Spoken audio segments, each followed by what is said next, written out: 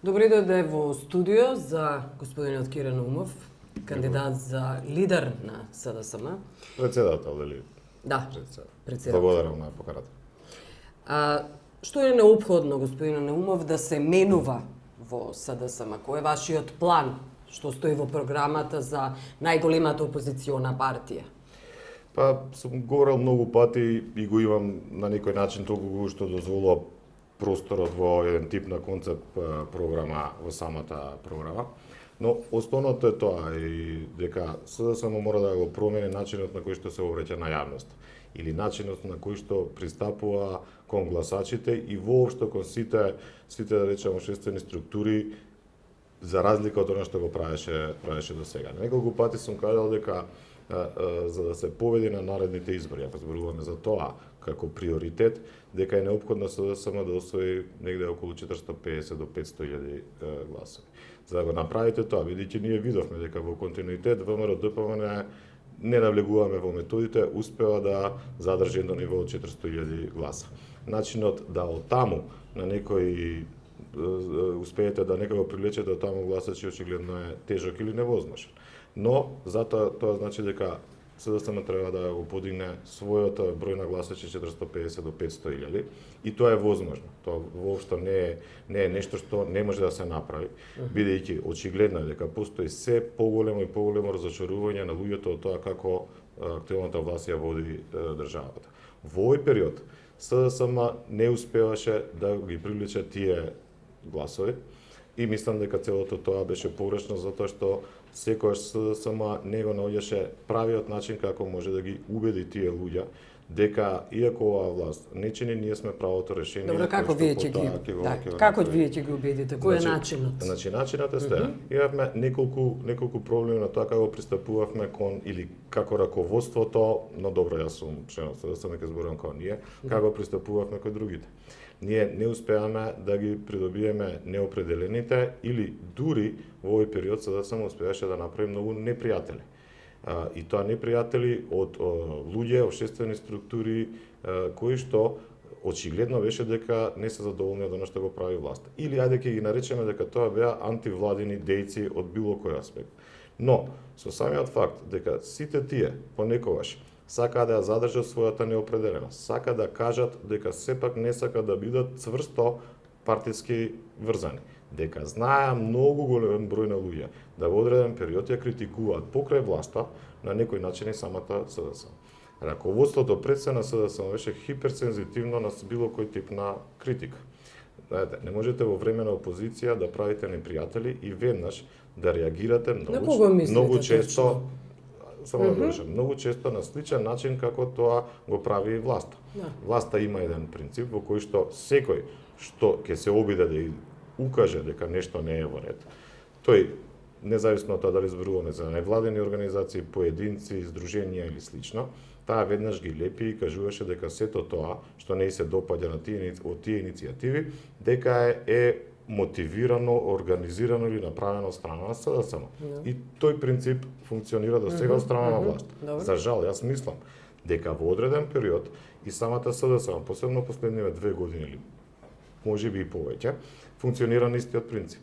Дека сите неопределени кои што покрај тоа што ја критикуваат власта нешто ќе кажат и против СДСМ, имавме ситуации во кои што раководството или дел од раководството реагираше на тој начин што велеше дека ако ја критикувате СДСМ, вие сте дел од владата, вие сте соработници на групи. Добро, на кого мислите? Може да не ви ги извлекувам имињата, кажете ги вие сами. Ајде, не треба имиња сега, зашто имиња, но тоа и вие сте свесни дека постојат многу такви луѓе како имиња, но продолжуваме натаму. На луѓето што ги исклучиле од СДСМ, на нив ли мислите? Тоа е само на Бучковски. Не видите. Тоа е само на Бузлевски. Исклучените се само шлагот на целата таа работа.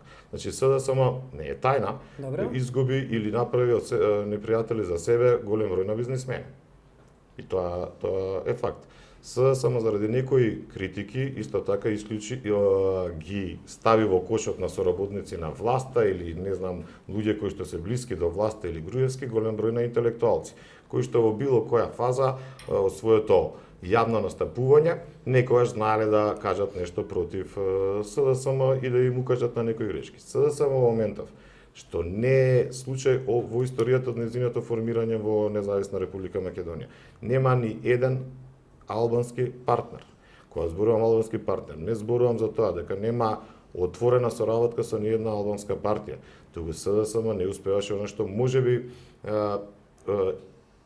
е возможно да го направи, не се трудеше да направи партнер од некои албански интелектуалци, некои албански здруженија. И сето ова е факт. Кажувам дека вие постојано говорите за СДСМ. Па вие ме прашавте за СДСМ што не, се промени. Јас вас ве прашав за вашата програма, Значи, кој е вашиот план? Тоа целото мора да се смени. Добро, на кој е начинот кој ќе го смените, тоа ве прашав. Мора, значи да седне и со сите овие структури, буквално со сите структури кои што се антивладини. Антивладини треба да седне и да се запраша. Што е она што кај нас не чини за да може да функционираме и за да може да бидете дел од антивладиниот или фронтот на опозицијата во кој што вие би учествувале во цело тоа. Значи правите обединувачки фронт. Имено.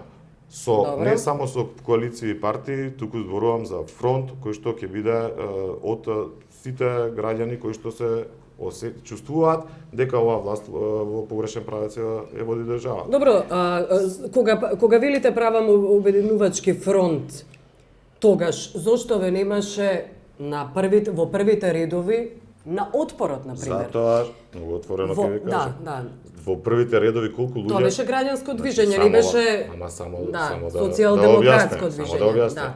Во првите редови на отпорот, колку луѓе може да бидат таму. Јас сум учествувал во сите маршеви поголеми во Скопје. Буквално во сите, дури и до последниот кога беше најмалце луѓе кога дојдоа, кога беше протестот околу организиран заедно со борците при она скандалозно нивно бркање од просторите. Одржавте ли говор на славната Лада? Никогаш. Зошто? Затоа што е тоа. Не ви беше дозволено? Прво да ви кажам една работа. Значи во првите редови јас никогаш не сум се туркал за да дојдам таму каде што се наоѓа напред Црвенковски или камерите за да бидете забележени. Не знам зошто би го правил тоа. Ако сум се туркал таму, најверојатно сега ќе ми има во првите редови од отпор. Прашувате зошто? Затоа што имате амбиција да станете лидер на најголемата опозицијска партија, да бидете забележан, луѓето да ве видат, да ве запознаат, дека воопшто постоите. Видете, значи јас сум имал начин како тоа го правам, да ме забележа дека постоиме. Но тоа не го правам и до втори не ме го направам така што мислите вие дека ќе се туркам да застанам до Црвенковски или до првите редови на Не, вие да се наметнете. Значи, наметнувањето јас го правев на друг начин.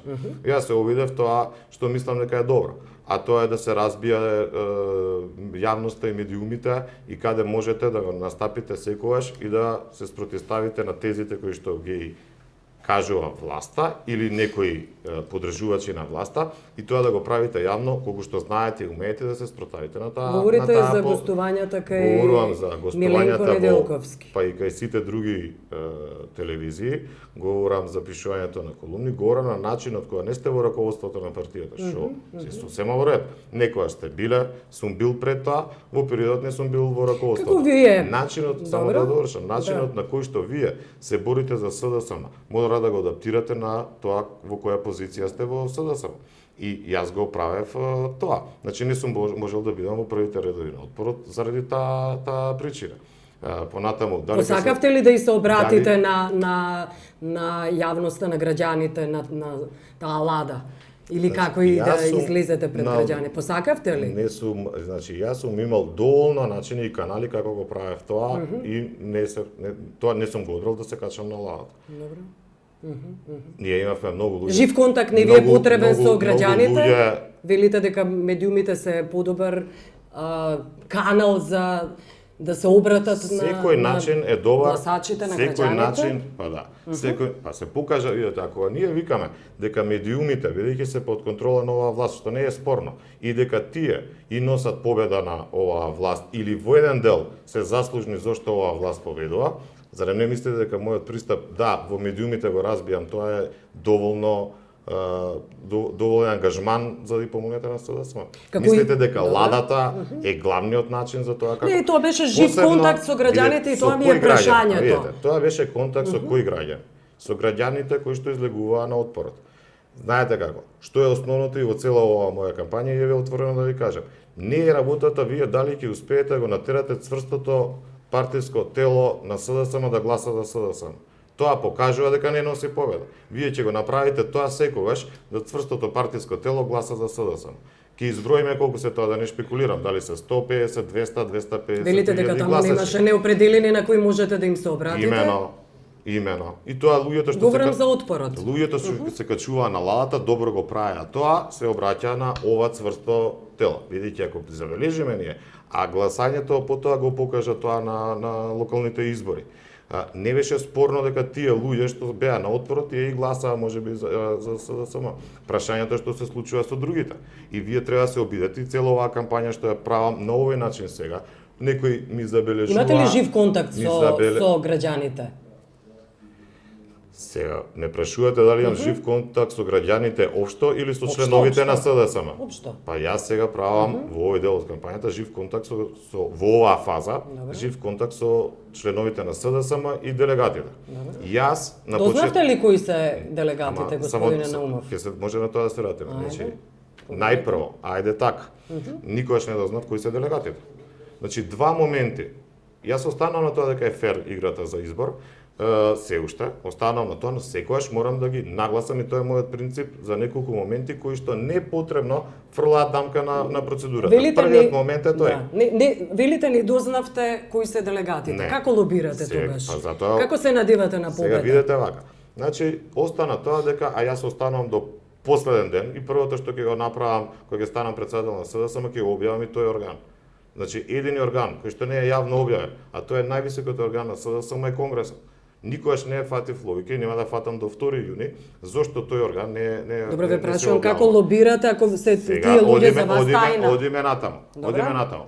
Вториот момент, зошто бев релаксиран и велев дека можеби тоа не е греда ако раководството открило дека не треба да се објави тоа, беше дека во роковникот стоеше од 17 мај, после одлуката на извршен одбор во која што ќе се каже кои се конечно прифатените кандидатури, дека имаме 7, а секретарот ме убедуваше и 12 дена, во кои што организирано, затоа го нема списокот во ред, организирано сите кандидати, поред условот што го направи извршниот одбор, ќе поминеме цела Македонија, во сите општински организации, председателите, секретарите ќе ги имаат повикано и делегатите и членовите, и сите подеднакво со исто време.